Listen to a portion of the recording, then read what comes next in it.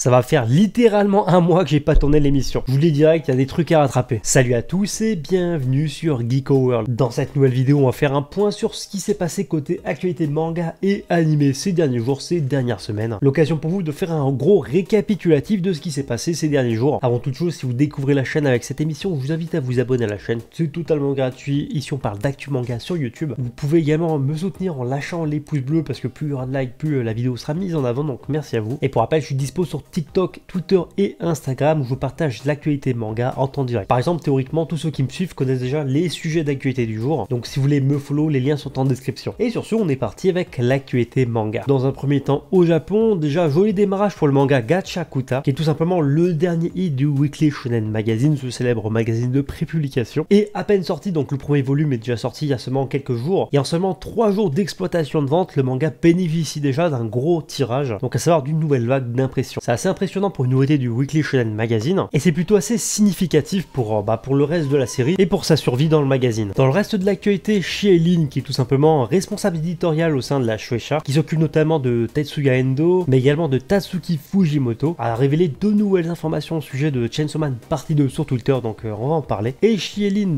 déclare la chose suivante: la partie 2 de Chainsaw Man, donc Chainsaw Man partie 2, est toujours en cours de préparation. Et l'éditeur en profite d'ailleurs pour demander aux fans de patienter encore un peu avant de découvrir cette suite, ce qui à première vue laisserait présager que le manga sortira beaucoup plus tard que justement ce qui était prévu initialement, parce que de base il était évoqué été 2022. À mon avis ça sera plutôt pour la fin d'année, en tout cas on verra bien. Et d'ailleurs toujours concernant Tatsuki Fujimoto, sans surprise, son nouveau one shot Goodbye Eri sortira bel et bien en volume relié comme Look Back, et ça débarquera le 4 juillet 2022 au Japon, et sûrement d'ici début 2023 chez Kazemanga. Les 11 premiers volumes du manga Kakuno Inasuke A Couple of Cuckoos vont faire l'objet d'une réimpression, dont le premier volume du manga qui va bénéficier d'une réimpression massive. Autre nouvelle qui concerne directement les fans de la licence My Hero Academia, et ce parce que le très bon spin-off du manga Vigilante My Hero Academia Illegal se terminera au Japon avec son chapitre 126 qui sera disponible sur le service numérique Shonen Jump Plus au Japon le 28 mai 2022. Et pour l'actualité manga en France, il y a eu quelques sujets assez sympathiques, dont celui-ci qui m'a fait énormément plaisir. Les éditions Kazemanga ont annoncé une vague de réimpression pour plusieurs de leurs gros hits, dont notamment le manga Toriko et le manga Belzebub, qui sont 2 gros hits si vous voulez tirés du Weekly Shonen Jump, mais qui étaient depuis quelques années difficilement trouvables, c'est-à-dire que si vous aviez des trous dans votre collection,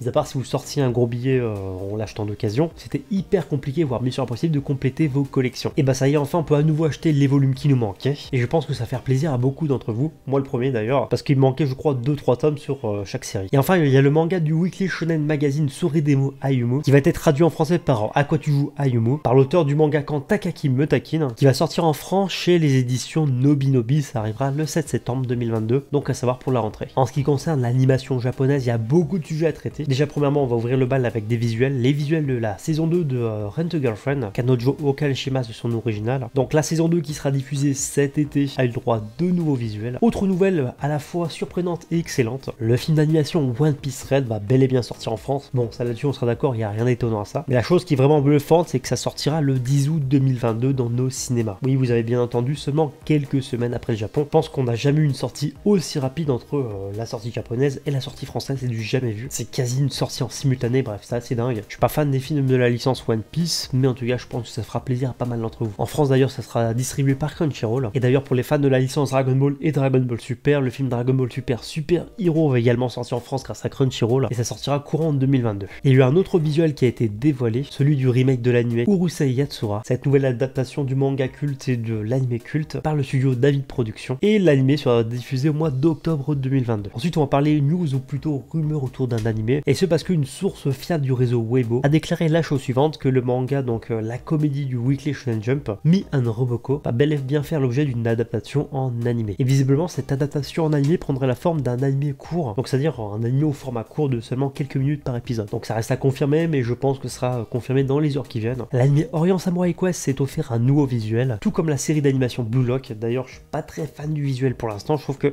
n'ont pas bien retranscrit le style graphique assez spécifique au manga. manga. C'est dommage, on verra ce que ça donne sous forme d'épisode. Ça y est, il y avait la rumeur qui traînait depuis des semaines et on sait enfin que Fire Force va bel et bien avoir le droit à une saison 3, c'est désormais fixé. Tout comme la suite de Nanatsu no Taizai The Seven Deadly Sins for Night of the Apocalypse, qui va lui aussi faire l'objet d'une adaptation en animé. Alors où je vous tourne cette vidéo, il y a un nouveau visuel pour l'animé, donc la saison 1 de Jujutsu Kaisen qui a été dévoilé. C'est un visuel qui a été dévoilé justement dans le cadre de la rediffusion de la première saison au Japon. Et enfin on termine avec une news autour de l'animation, mais plutôt surprenante. Et ce parce que vous connaissez sûrement la série culte d'animation Rick and Morty. Et ben il faut savoir que Rick and Morty va avoir le droit à sa série d'animation japonaise. Et oui, la série s'intitulera Rick and Morty The Anime. Et cet animé fera un total de 10 épisodes. Et c'est Takashi Sano qui est derrière notamment Tower of God qui sera en charge du projet. C'est assez surprenant, c'est vrai comme news, mais bon, j'attends vos avis là-dessus en commentaire. Et voilà globalement pour l'actualité que j'avais à vous présenter. Comme toujours, j'attends vos avis là-dessus en commentaire. Quel est le sujet d'actualité du jour qui a le plus retenu votre attention? Si vous avez aimé la vidéo, n'hésitez pas à la partager autour de vous, ça m'aidera justement à développer la chaîne. Et sur ce, écoutez, je vous dis à bientôt pour une prochaine vidéo.